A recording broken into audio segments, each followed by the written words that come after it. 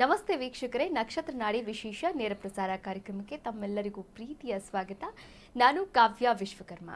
ಜ್ಯೋತಿಷ್ಯ ಶಾಸ್ತ್ರದ ಅದೃಷ್ಟ ಮತ್ತು ಕರ್ಮಫಲದ ಬಗ್ಗೆ ಇವತ್ತಿನ ಸಂಚಿಕೆಯಲ್ಲಿ ತಿಳಿಸ್ಕೊಡೋದಕ್ಕೆ ನಮ್ಮ ಜೊತೆ ಮಾಸ್ಟರ್ ಪಂಡಿತ ದಿನೇಶ್ ಗುರುಜಿ ಅವರಿದ್ದಾರೆ. ಅವರನ್ನ ಕಾರ್ಯಕ್ರಮಕ್ಕೆ ಬರಮಾಡಿಕೊಳ್ತಾ ಕಾರ್ಯಕ್ರಮವನ್ನು ಶುರು ಮಾಡ್ತಾ ಹೋಗೋಣ. ಗುರುಗಳೇ ನಮಸ್ತೆ. ಕಾರ್ಯಕ್ರಮಕ್ಕೆ ಆತ್ಮೀಯವಾದ ಸ್ವಾಗತ, ಸುಸ್ವಾಗತ. ಓಂ ಶ್ರೀ ಗುರುಭ್ಯೋ ನಮಃ. ಹರಿ ಓಂ. ಜ್ಞಾನಾನಂದಮಯಂ ದೇವಂ ನಿರ್ಮಲಸ್ಫಟಿಕಾಕೃತಿಂ ಆಧಾರಾಂ ಸರ್ವವಿದ್ಯಾನಾಂ ಹಯಗ್ರೀವಮುಪಾಸ್ಮಹೆ. ಓಂ ನಮೋ ಭಗವತೆ ವಾಸುದೇವಾಯ. ಓಂ ನಮೋ ನಾರಾಯಣಾಯ. ನಮಸ್ಕಾರ ವೀಕ್ಷಕರೇ, ಗುರುಗಳನ್ನು ಕಾರ್ಯಕ್ರಮಕ್ಕೆ ಬರಮಾಡಿಕೊಂಡಿದ್ದಾಯಿತು.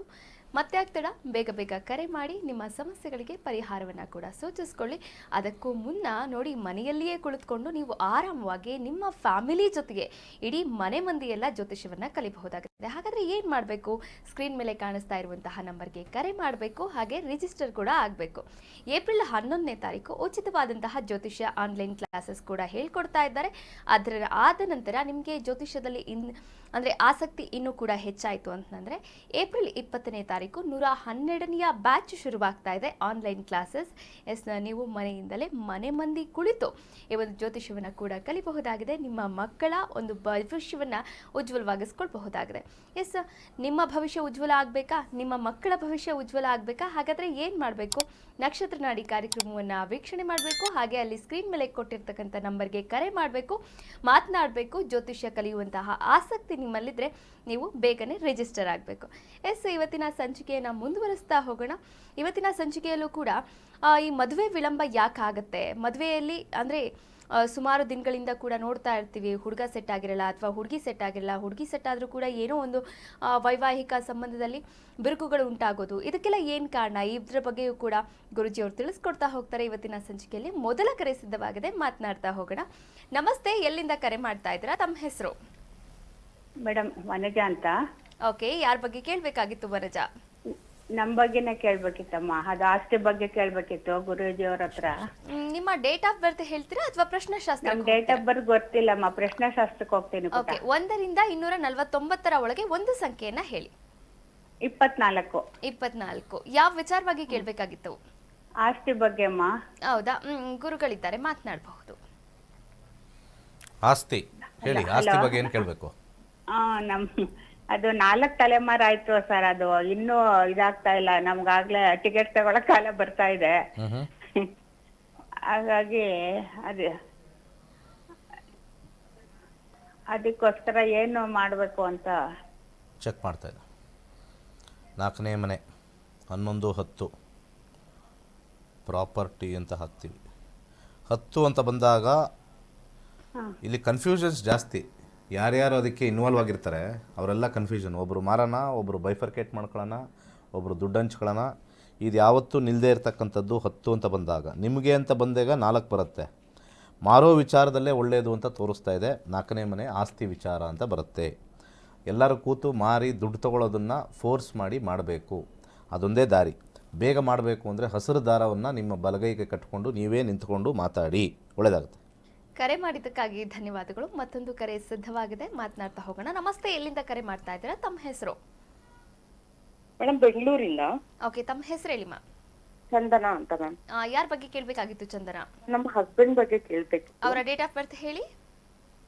10/10/1986. 10/10/1986. ಓಕೆ, ಹುಟ್ಟಿದ ಸಮಯ?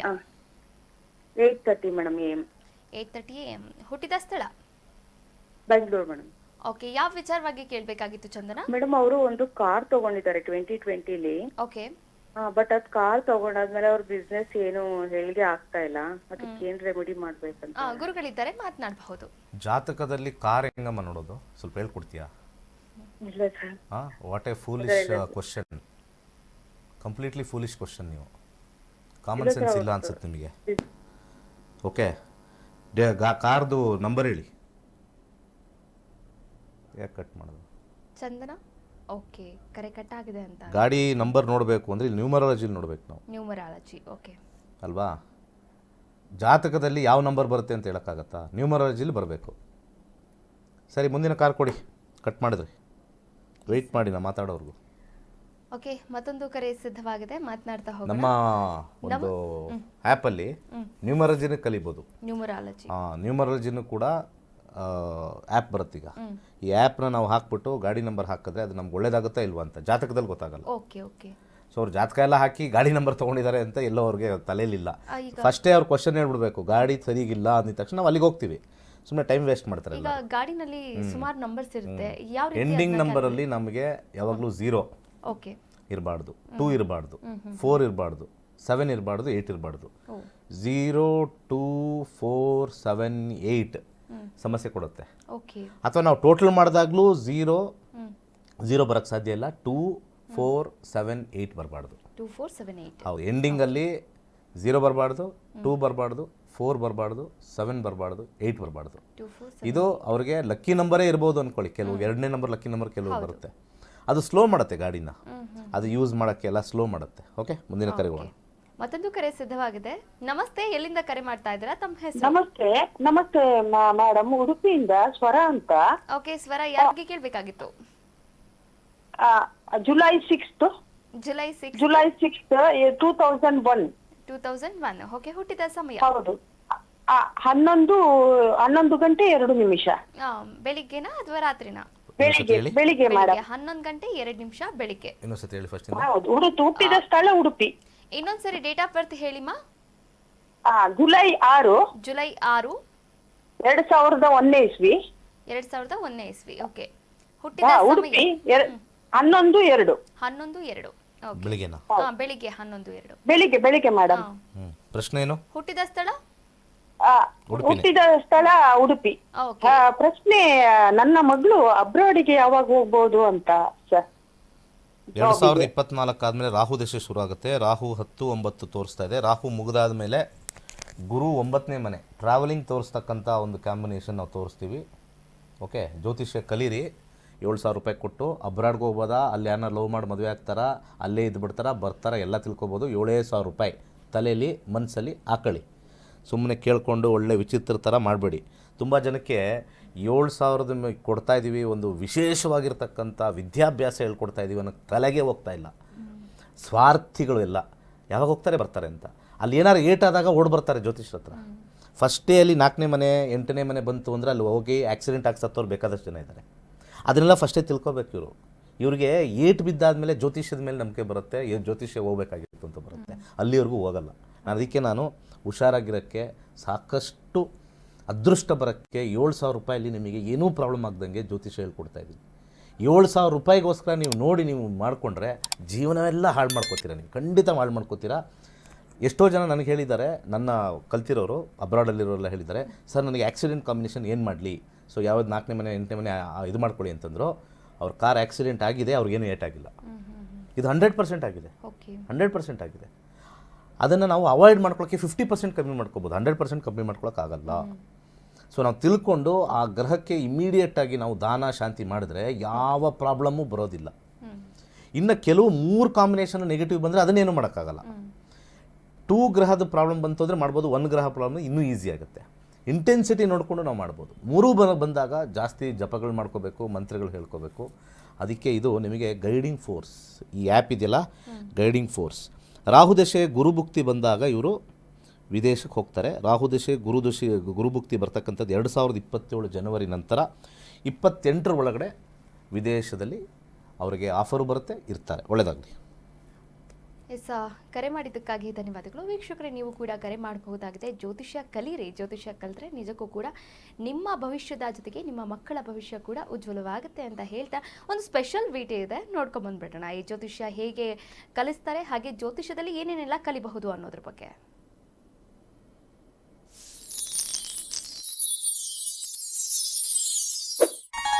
ಎಲ್ಲರಿಗೂ ನಮಸ್ಕಾರ. ವೈಜ್ಞಾನಿಕ ತಂತ್ರಜ್ಞಾನವನ್ನು ಒಳಗೊಂಡಿರುವ ನಕ್ಷತ್ರ ನಾಡಿ ಜ್ಯೋತಿಷ್ಯ ತರಗತಿಗಳಿಗೆ ಸುಸ್ವಾಗತ.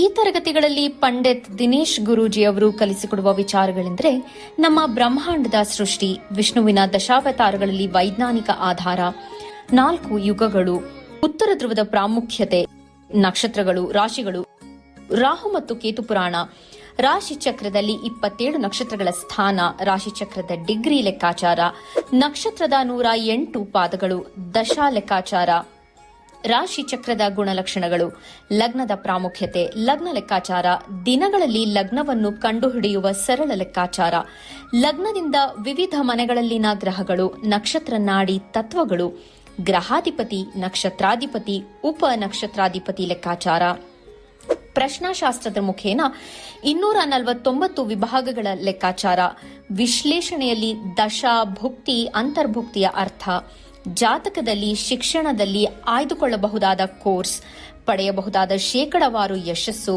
ಉದ್ಯೋಗ ಅಥವಾ ವ್ಯವಹಾರದಲ್ಲಿ ಕ್ಷೇತ್ರದ ಆಯ್ಕೆ, ವ್ಯವಹಾರದಲ್ಲಿ ಯಶಸ್ಸಿನ ಲೆಕ್ಕಾಚಾರ, ಮದುವೆ ವಿಚಾರದಲ್ಲಿ ಸಂಯೋಗಗಳು, ತೊಂದರೆಗಳು, ವಿಚ್ಛೇದನ, ಸಂತಾನದಲ್ಲಿ ತೊಂದರೆಗಳು, ವಿಳಂಬವಾಗುವುದು, ಆಸ್ತಿ ಅಥವಾ ವಾಹನ ಖರೀದಿಯಲ್ಲಿನ ಸಮಯವನ್ನು ತಿಳಿಯುವುದು, ಆರೋಗ್ಯ ವಿಚಾರಗಳಲ್ಲಿ ಶುಭ ಅಶುಭ ಸಮಯದ ಲೆಕ್ಕಾಚಾರ, ಆರೋಗ್ಯ ಸಮಸ್ಯೆಗಳು ಉಂಟಾಗುವ ಸಮಯ ಮುಂತಾದ ವಿಚಾರಗಳ 3 ಹಂತಗಳಲ್ಲಿ ಶುಭ ಅಶುಭ ಸಂಯೋಗಗಳ ವಿಭಜನೆ, ಪವರ್ ಪೊಸಿಷನ್, ಪುಷ್ಪಲ್ ಸಿದ್ಧಾಂತ, ಗೋಚಾರದ ವಿಶ್ಲೇಷಣೆ, ಆಯ್ದ ಸೆಲೆಬ್ರಿಟಿಗಳ ಜಾತಕಗಳ ವಿಶ್ಲೇಷಣೆ, ಪರಿಹಾರಗಳು, ರತ್ನಗಳು, ರುದ್ರಾಕ್ಷಿಗಳು, ಮಂತ್ರ, ಕಲರ್ ಥೆರಪಿ, ದಾನದ ಪರಿಕಲ್ಪನೆ, ಇನ್ನು ಅನೇಕ ವಿಚಾರಗಳ ಬಗ್ಗೆ ಅತ್ಯಂತ ಸರಳವಾಗಿ ಗುರೂಜಿಯವರು ತರಗತಿಯಲ್ಲಿ ಕಲಿಸಿಕೊಡುತ್ತಾರೆ.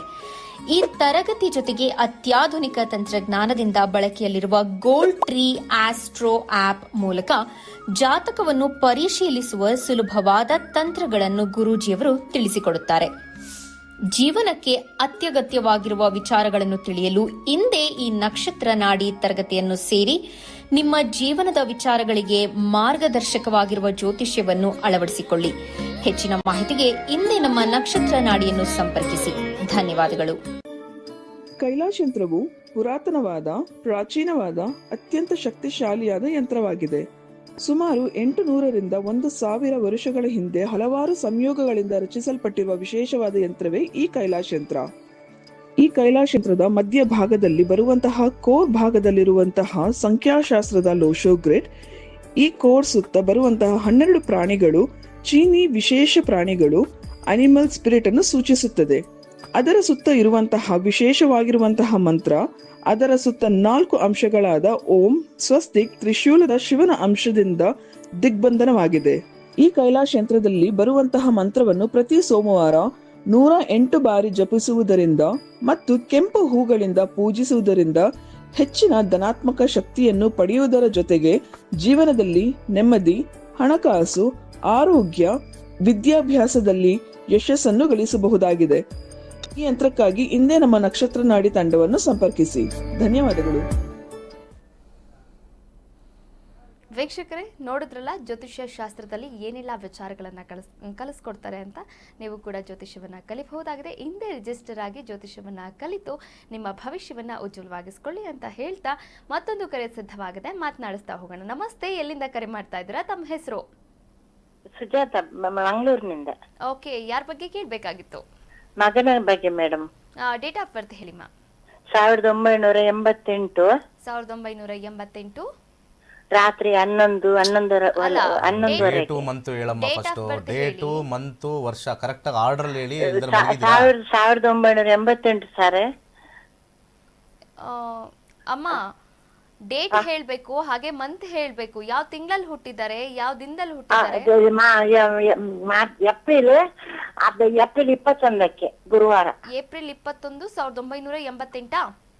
ಹೌದು, ಗುರುವಾರ. ಹುಟ್ಟಿದ ಸಮಯ ರಾತ್ರಿ 11:30. ರಾತ್ರಿ 11:30. ಓಕೆ. ಹುಟ್ಟಿದ ಸ್ಥಳ ಮಂಗಳೂರು, ಮನೆಯಲ್ಲಿ. ಮಂಗಳೂರಲ್ಲ? ಓಕೆ. ಯಾವ ವಿಚಾರವಾಗಿ ಕೇಳ್ಬೇಕಾಗಿತ್ತಮ್ಮ? ಅವನಿಗೆ ಮದುವೆ ಐತೆ ಮೇಡಮ್. ಗುರುಗಳಿದ್ದಾರೆ, ಮಾತನಾಡಬಹುದು. ನಮಸ್ತೆ ಗುರುಜಿ.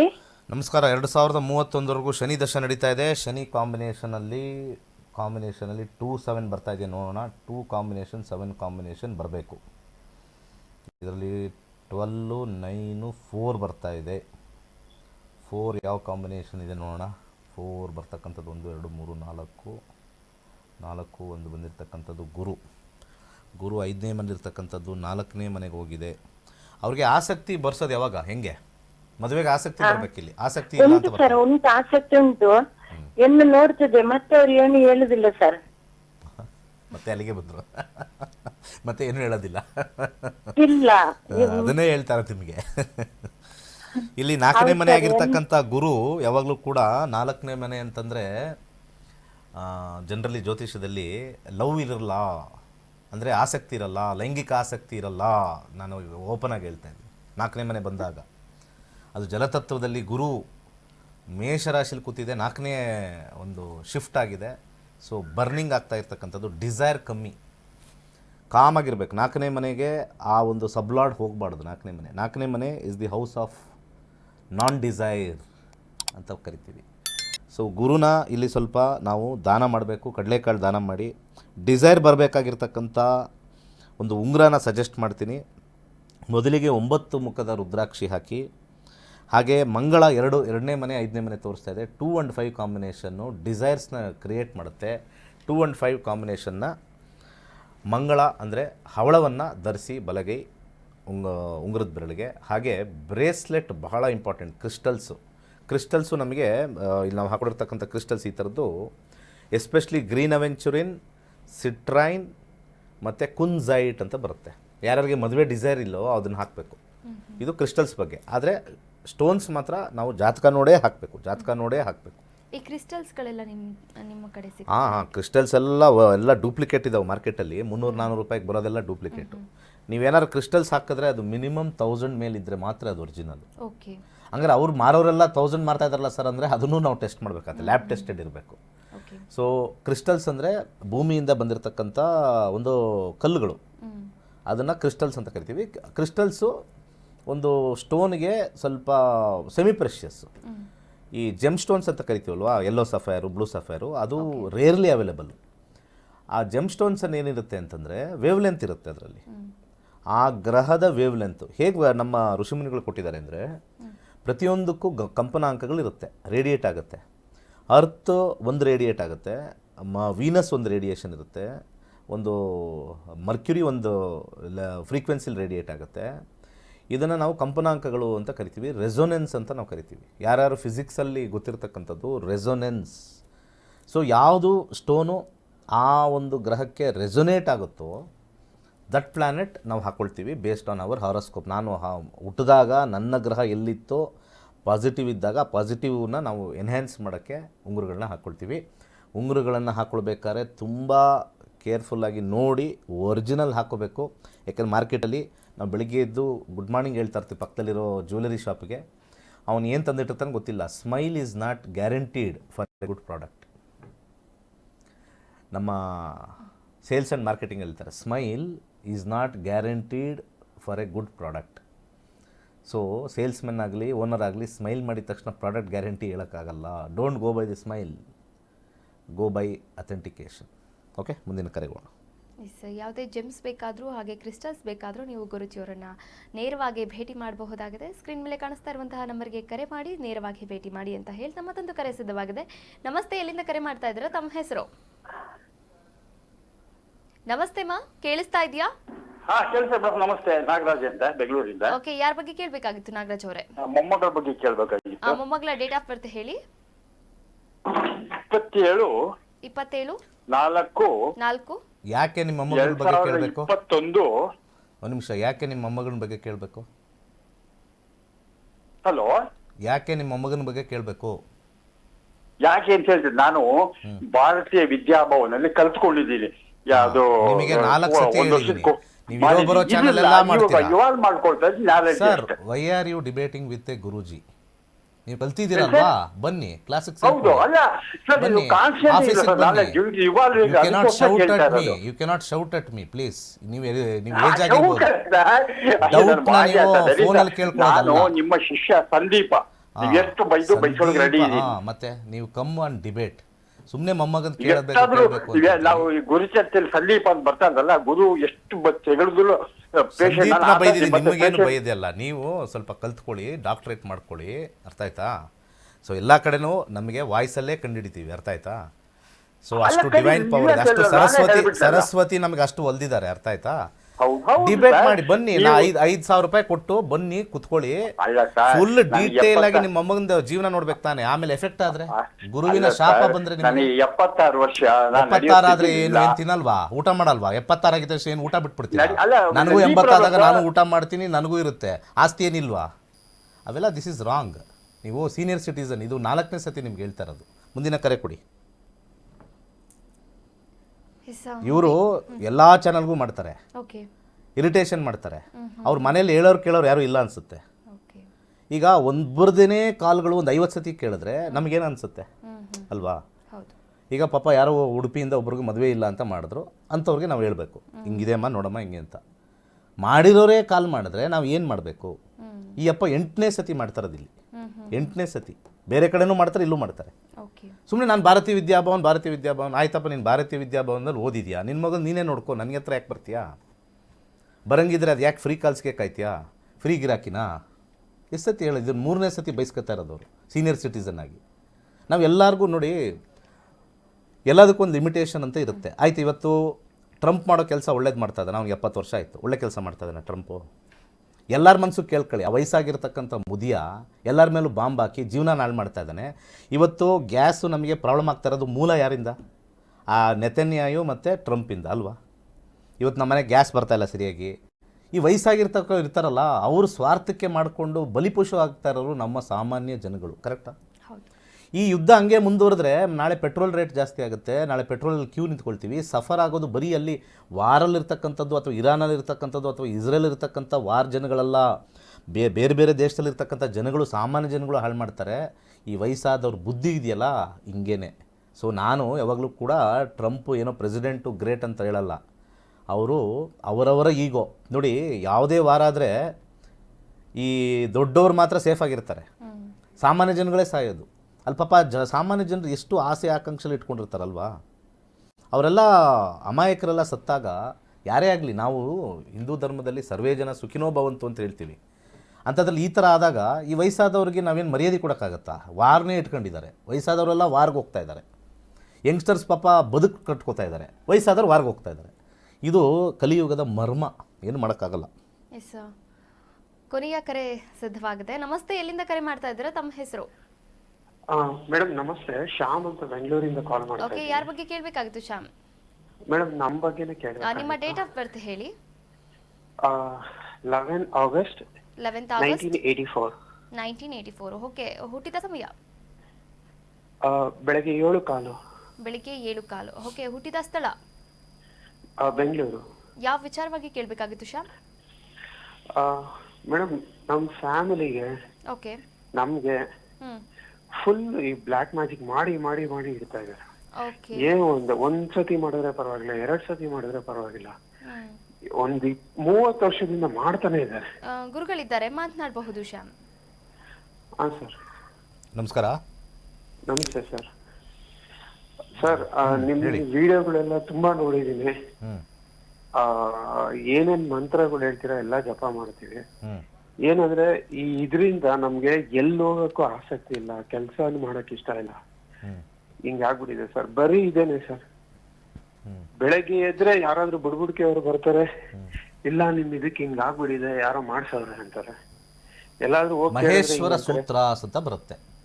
ಹಾ ಸರ್, ಕೇಳಿದಿರಾ? ಮಹೇಶ್ವರ ಸೂತ್ರಾಸ್. ಮಹೇಶ್ವರ ಐ ಉನ್ ರುಲ್ ರಕ್ ಅಯಾನ್ ಅಯಾಚ್ ಜಬಗಡದಶ್ ಗಡದಶ್ ಕಪಚಟತ ಚಟತವು ಅಂತ ಈ ಮಂತ್ರ ಇದೆ. ಮಹೇಶ್ವರ ಸೂತ್ರಾಸ್ ಅಂತ ಗೂಗಲ್ ಮಾಡಿ. ಮಹೇಶ್ವರ ಸೂತ್ರಾಸ್ ಈ ಮಂತ್ರನ 108 ಸತಿ ಪ್ರತಿನಿತ್ಯ 108 ದಿವಸ ಹೇಳಿದ್ರೆ ನೀವು ಯಾರು ನಿಮ್ಮನ್ನು ಮುಟ್ಟಕ್ಕಾಗಲ್ಲ. 108 ಸತಿ ಡೈಲಿ, 108 ದಿವಸ, every day without fail. 1 day break ಮಾಡಿದ್ರೆ ಹೊಟ್ಟೋಯ್ತು. ಹೌದು, ಐ ಉನ್ ರೂಲ್ ಸ್ಟಾರ್ಟಿಂಗ್ ಅಂದ್ರೆ ಅದು 108ಗೆ ಹೋಗ್ಬೇಕದು ಮತ್ತೆ.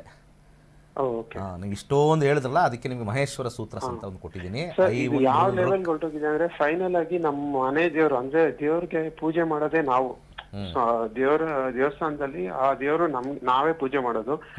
ಆ ದೇವ್ರಿಗೂ ಮಾಟ ಮಂತ್ರ ಮಾಡಿಸ್ಬಿಟ್ಟು ಅಲ್ಲಿ ಏನು ಕಳಶ ಅನ್ನೋದಿತ್ತು ಅದನ್ನು ಎಲ್ಲ ಎತ್ಕೊಂಡು ಹೊರಟೋಗ್ಬಿಟ್ಟಿದ್ದಾರೆ. ಆ ರೇಂಜ್ ಇದ್ದಾರೆ ಸರ್ ಫ್ಯಾಮಿಲಿ. ಏನ್ ಮಾಡೋದೇ ಗೊತ್ತಾಗ್ತಾ ಇಲ್ಲ. ಇದನ್ನು ಮಾಡಿ, ಹಾಗೆ ಕೈಲಾಶ್ ಯಂತ್ರ ಸ್ಥಾಪನೆ ಮಾಡಿ. ಮೋಸ್ಟ್ ಪವರ್ಫುಲ್ ಯಂತ್ರ ನಾನು ಲಾಂಚ್ ಮಾಡಿರ್ತಕ್ಕಂಥದ್ದು. ಸಿಂಪಲ್ ಯಂತ್ರ, ಕೈಲಾಶ್ ಯಂತ್ರ. ಕೈಲಾಶದಲ್ಲಿರ್ತಕ್ಕಂಥ ಹೇಗೆ ಆ ಶಿವನ ಒಂದು ಅಂಶ ಇರ್ತಕ್ಕಂಥದ್ದು ಅಷ್ಟು ಪವರ್ಫುಲ್. ಎಷ್ಟು ಜನ ನಮಗೆ ಫೀಡ್ಬ್ಯಾಕ್ ಕೊಟ್ಟಿದ್ದಾರೆ ಅಂದರೆ ಮೋಸ್ಟ್ ಪವರ್ಫುಲ್ ಯಂತ್ರ ಕೈಲಾಶ್ ಯಂತ್ರ. ಒಳ್ಳೆಯದಾಗಲಿ. ಕರೆ ಮಾಡಿದ್ದಕ್ಕಾಗಿ ಧನ್ಯವಾದಗಳು ಶ್ಯಾಮ್. ನಿಮಗೆ ಹೆಚ್ಚಿನ ಮಾಹಿತಿ ಬೇಕಾಯಿತು ಅಂತಂದರೆ ಸ್ಕ್ರೀನ್ ಮೇಲೆ ಕಾಣಿಸ್ತಾ ಇರುವಂತಹ ನಂಬರ್ಗೆ ಕರೆ ಮಾಡಿ, ಹಾಗೆ ಗುರುಜಿಯವರನ್ನು ನೇರವಾಗಿ ಭೇಟಿ ಕೂಡ ಮಾಡಬಹುದಾಗಿದೆ. ಇವತ್ತಿನ ಸಂಚಿಕೆಯಲ್ಲಿ ಸಾಕಷ್ಟು ವಿಚಾರಗಳ ಬಗ್ಗೆ ಗುರುಜಿಯವರು ತಿಳಿಸ್ಕೊಟ್ರು ಅಂತ ಹೇಳ್ತಾ ಈ ಒಂದು ಕಾರ್ಯಕ್ರಮವನ್ನು ಮುಗಿಸ್ತಾ ಹೋಗ್ತೀನಿ. ಧನ್ಯವಾದಗಳು ಗುರುಗಳೇ. ಸರ್ವೇ ಜನ ಸುಖಿನೋ ಭವಂತು. ವೀಕ್ಷಕರೇ, ಇದಾಗಿತ್ತು ಇವತ್ತಿನ ನಕ್ಷತ್ರ ನಾಡಿ ವಿಶೇಷ ನೇರ ಪ್ರಸಾರ ಕಾರ್ಯಕ್ರಮ. ನೋಡ್ತಾ ಇರಿ ಕರ್ನಾಟಕ ನ್ಯೂಸ್ ಬೀಟ್, ನ್ಯಾಯ ನಮ್ಮೊಂದಿಗೆ, ನಾವು ನಿಮ್ಮೊಂದಿಗೆ. ಜ್ಯೋತಿಷ್ಯ ಎಂದ ತಕ್ಷಣ ಎಲ್ಲರಿಗೂ ಜ್ಯೋತಿಷ್ಯ ಅಷ್ಟಕ್ಕಷ್ಟೇ, ಆದರೂ ಸಹ ಜ್ಯೋತಿಷ್ಯ ಕಲಿಯುವುದಂದರೆ ಇನ್ನೂ ಅಷ್ಟೇ ಕಷ್ಟ. ಅದನ್ನು ಜ್ಯೋತಿಷ್ಯವನ್ನು ಕಲಿಸುವುದು ನಮ್ಮ ಗುರುಗಳು ಅಷ್ಟು ಅಚ್ಚುಕಟ್ಟಾಗಿ ಕಲಿಸ್ತಾರೆ, ಭವಿಷ್ಯವನ್ನು ಹೇಳುತ್ತಾರೆ. ಆದರೆ ಗುರೂಜಿಯವರು ಕಲಿಸ್ತಾರೆ ಅಂತ ಆ ಮುಖಾಂತರ ಅದು ತಿಳಿದಾಗ ನನಗೆ ಅಚಾನಕ್ಕಾಗಿ ಏನೋ ಇದೆ ಇದರಲ್ಲಿ ಕಲಿಬೇಕಂತ ಆಸೆ ಹುಡ್ತು. ಆ ಪ್ರಕಾರ ನಾನು ಸಹ ಈ ಕ್ಲಾಸಿಗೆ ಸೇರಿಕೊಂಡೆ.